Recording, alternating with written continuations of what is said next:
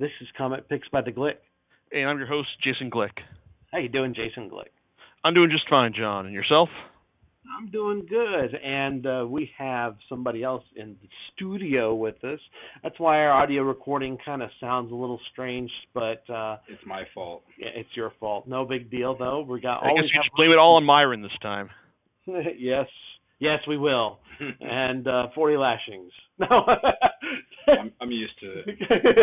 He's all I work for the government. Exactly. I'm used to it. So, how you doing today, Jason?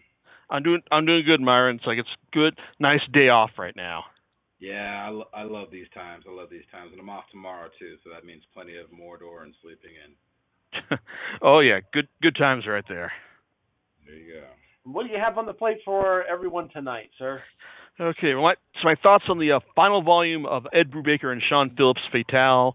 It's as well as the series as a whole, because as I've talked about for a while on the blog, these guys they're not can do no wrong, but they're pretty darn about as close as you can get for the industry right now. I mean, they've been working together for years on various projects, and they produce some of my favorite comics of the last couple of years. Their undercover superhero noir title, Sleeper, is one of my all-time favorites. Their straight-up crime fiction tale series, Criminals, also great series of character studies, and look into all the nasty stuff you find in the criminal underworld. And Incognito was a great reverse take on Sleeper, talking about a criminal in the witness protection program who trying to figure out what he wants to do with his life.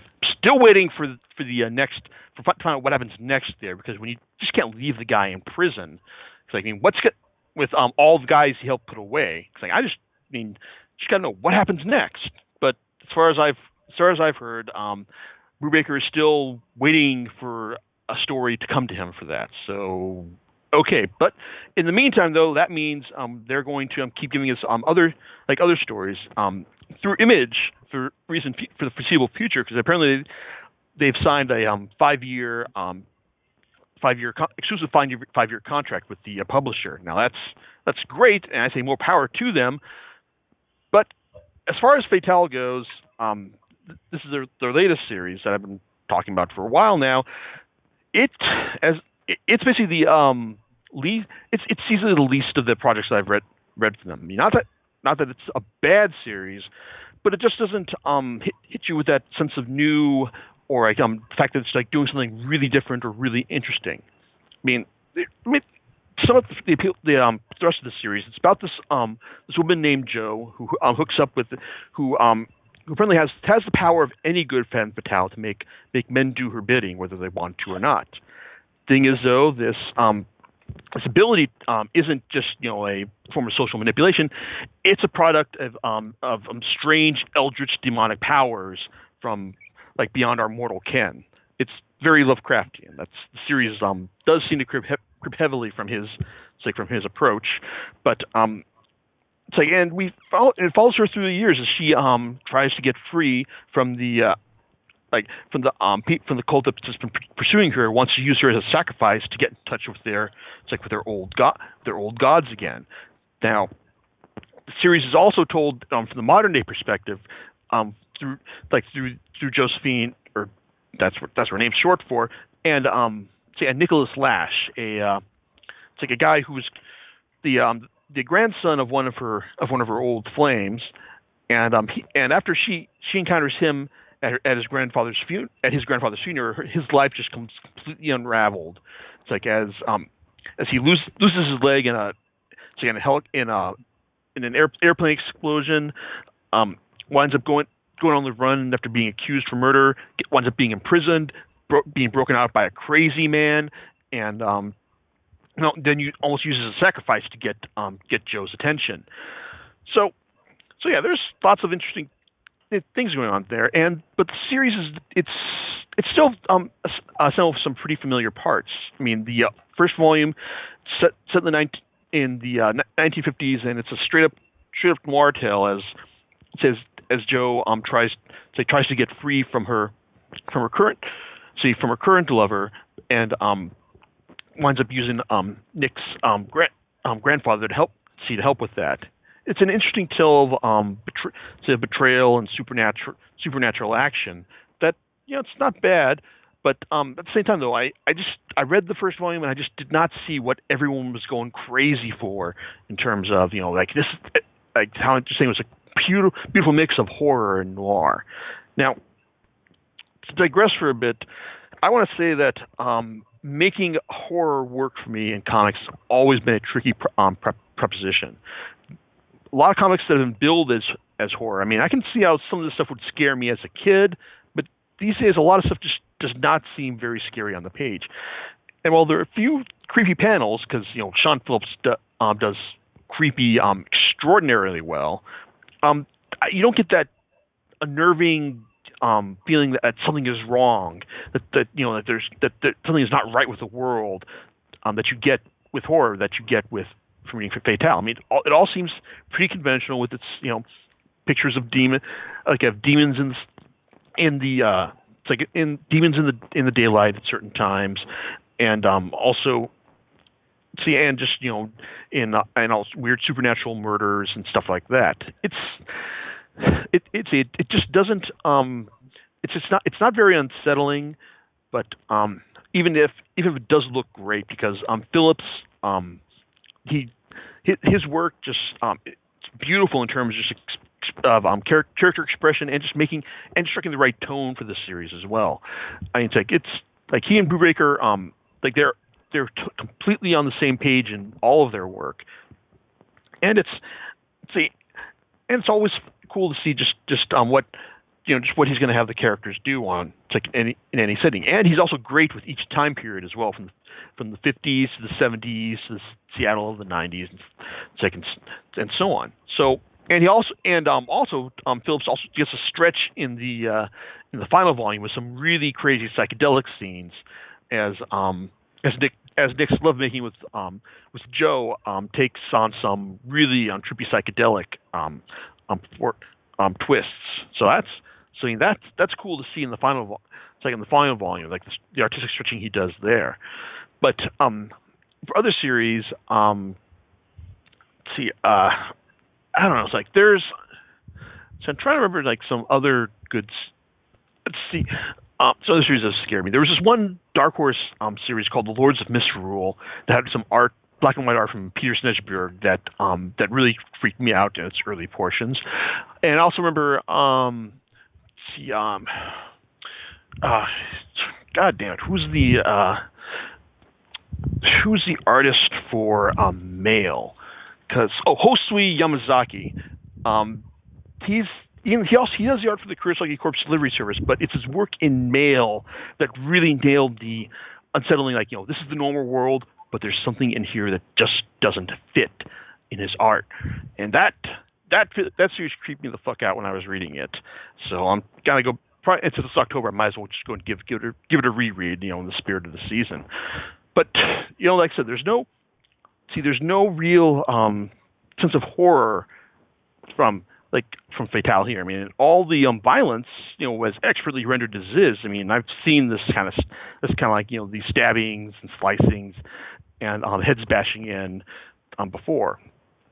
So there's not a whole lot new. It's like there, but I guess another thing that really bugged me about this series is that the demons to chase after Joe, they're really generic. I mean, it's like the mythology here just seems to be it's kept very vague and nondescript, and just kind of feels like something that Ed Brubaker has read Lovecraft a couple times and decided, hey, these kinds of demons seem like they'd work.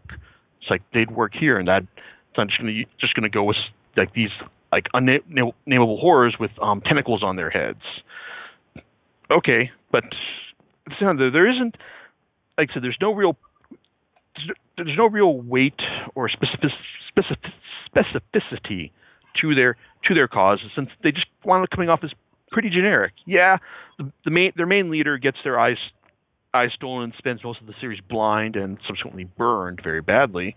But at the same time, though, I mean, they feel like really generic bad guys, and that's something that Phillips and Brubaker just haven't had a lot of in their series so far. I mean, you go back to Tao and Sleeper, and god damn, he was a great villain who you hated for what he was doing to Holden Carver, but at the same time, he was just like, he had his own set of rules, and he was just like, a really fun guy to hang around with otherwise. And then you got the like the various masterminds and lowlifes from Criminal who would, it's really can't say that there are all sorts of bad guys and Criminal, but then you've also got but even then the villains in Incognito, even if they were kind of riffs on old superhero tropes, they still at least had that kind of colorfulness to fall back on. Here though, all the evil demonic stuff just feels really generic and not very compelling as a result. So getting on, in the first 4 volumes, like I said, I definitely don't regret buying these, to be sure, and also rereading them, like it's fun to see like little things come together, and see, and just that Brubaker was clearly planning kind of a long game here, even though most of the stories here do kind of are very self-contained, either in the 3 proper stories from volumes 1, 2, and 4, and also the one shots contained in book 3. So I mean, like they all read just fine, and there's some benefit to be gleaned from reading them front to back after a certain point. But as far as the final volume doesn't really elevate or deflate things to any noticeable degree. Basically, starts out with with Joe tracking down the guy who's kidnapped Nicholas, because apparently she needs him for her own purposes. And I will say that we do get one of the series creepier moments when she's accosted by one of the cultists who's been chasing her, and he brought his kid with him, and the kid, like 8 or 9 years old. He's hiding out in the back seat, and he just responds to like Joe's magnetism, just saying "pretty lady," and it's like, dude, and she just grabs and just tosses him right. It's like right in the road before speeding off, and this 8, 9-year-old saying, "Don't go, don't leave me." And it's like, and then the caption saying like she wished she could bring his dad back just to kill him all over again for something like this. So I like that. There's and also I like the librarian character who is immune to Joe's charms for reasons which we found out back in volume 3. And most of the volume is her just dragging leading Nick around by the nose as she works to get her master plan in order to finally end this chase between her and the demonic cult and its leader. We do actually get some background into the leader himself, which I guess, but at the same time though, it's like it doesn't really make him feel like more of a person. I mean, he's just more of like an idea, like someone who like has had like certain stuff happen to him, and now he's this way. I appreciate the background, but at the same time, it doesn't really do a whole heck of a lot to diminish my main criticism for this series. Like I said, there's still some great art from Phillips, and especially when he starts when things start getting psychedelic in the next to the last issue. And we also learn the greatest tragedy in Joe's life and how it motivates her to do what she's doing now. I mean and then you get to the climax, which, well, I don't know. Like I said, everything plays out in a fairly straightforward manner, but there aren't any real surprises in the end. Well, maybe there is when you find out just what's happened to Joe. Which, I think it's nice, but in the end, it's like a lot like the rest of the series. It's competent. The execution's solid, but there's not really a sense of awe or surprise, showing me something that I haven't seen before. So yeah, it's Fatale. It's overall, it's perfectly readable, it's entertaining, and it represents work from guys who clearly know their craft very well. It doesn't really offer anything that I haven't really seen I haven't seen before, but I don't know. I guess there are worse ways I could have spent all the money on these 5 volumes so far. But it's also worth noting that Phillips and Brubaker have a new series coming out, being serialized right now, called The Fade Out, which, after years of doing stories that have a heavy noir influence, looks like they're finally getting the chance to do a series that is actually set in the heyday of noir, the 50s, as it's about a really troubled movie production and all the crazy shit that's going down at the time. I'm kind of interested in seeing what they do with that here, because after trying to find ways to write to get at this particular type of story that had its heyday back almost over half a century ago. Now they're actually having the chance to do it. So I'm interested in seeing what they do with that. Hopefully, the results will be more surprising than what we got with Fatale. So, John, Myron, it's like after all this rambling I've been doing from my end, any thoughts on things from yours? Now, I read briefly about them touching on Joe's ancestors. Like, how big of a part did they have to play, like, in the overall story, like, leading up to her character and her drive of what she's trying to do? Because I mean, I read something like there was an ancestor from the Wild West period, and how does that work out? Yeah, it's like those are the stories from West of Hell, Volume 3, and I think they just exist mainly to show that this has all been going on for a very long time, and like that what's happening to her isn't new, but at the same time, though, this is going to be the time when things change. That she's going to be the one to break the cycle, and it's like, as opposed to what these other people were, what her previous incarnations were doing, like with their lives. Okay.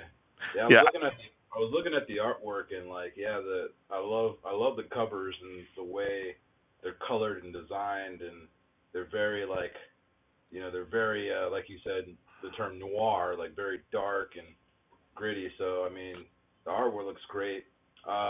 Who is?